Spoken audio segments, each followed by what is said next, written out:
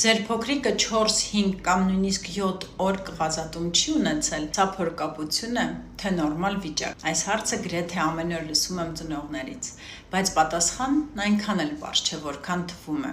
Եվ ես այսօր ուզում եմ խոսել հենց այս թեմայի մասին, երբ պետք է պարզապես հետևել երեխային, իսկ երբ պետք է անհապաղ դիմել մանկաբույժի։ Առաջին հերթին պետք է հիշել մի կարևոր բան։ Փորկապությունը չի որոշվում միայն նրանով, թե քանի օր երեխան կղազատում չի ունեցել։ Ավելի կարևոր է հասկանալ, կղազատումը ցավոտ է, կղանքը պինդ է,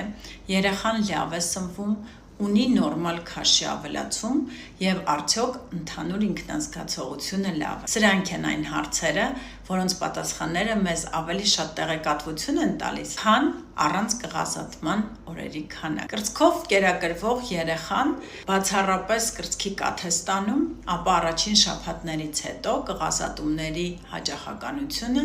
կարող է զգալիորեն նվազել։ Որոշ առողջ երեխաներ կարող են կղազատում ունենալ նույնիսկ 5-7 օրը մեկ, երբեմն ավելի հազվադեպ։ Եթե կղանքը դուրս է գալիս հեշտությամբ, փափուկ է, երեխան լավ է ուտում, հանգիստ է, չունի որովայնի փքվածություն, նորմալ ավելացնում է քաշը, ապա սա նորմայի տարբերակ է և բուժում չի պահանջում։ Հիշեք, օրերի թիվը դեռ չի նշանակում փորկապություն։ Կաթնախառնուրդով կերակրվող երեխան սնվում է կաթնախառնուրդով և կղազատման ռեժիմը սովորաբար ավելի կանոնավոր է։ Սակայն այստեղ նույնպես կարևոր չէ միայն կղանքի հաճախականությունը։ Եթե կղանքը շատ պինդ է, դուրս է գալիս դժվարությամբ, երեխան լաց է լինում, լարվում է, հրաժարվում է ուտելուց, ապա նույնիսկ ամենօրյա կղազատման դեպքում կարող ենք մտածել, որ երեխան ունի փորկապություն։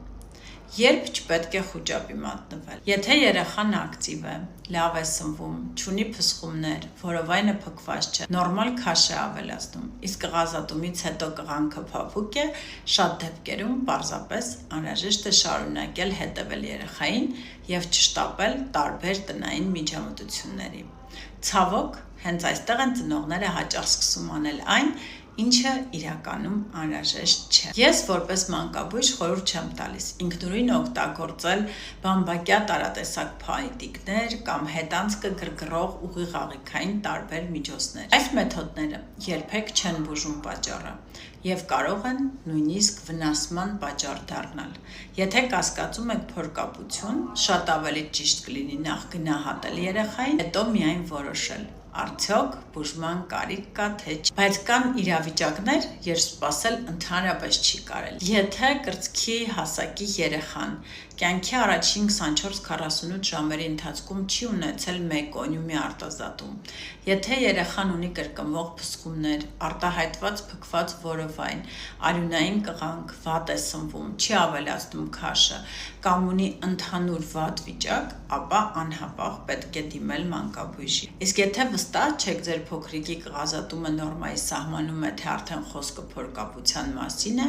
ապա մանկաբուժական խորհրդատվության ընթացքում կարող ենք գնահատել երեխայի սնուցումը, աճը, կղազատման առանձնահատկությունները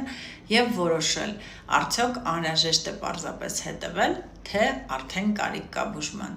Հիշեք, մինչև 1 տարեկան երեխաների մոտ կարևոր է բուժել ոչ թե օրերի թիվը, այլ հենց երեխային։ Այս տեսանյութի տակ խնդրում եմ գրեք, քանի օր եք պատրաստ սպասել, մինչև ձեր երեխան կունենա կղանք, և արդյոք կղանքի տեսքը կարևորում եք նույնքան, որքան առանց կղանքի օրերի քանակ։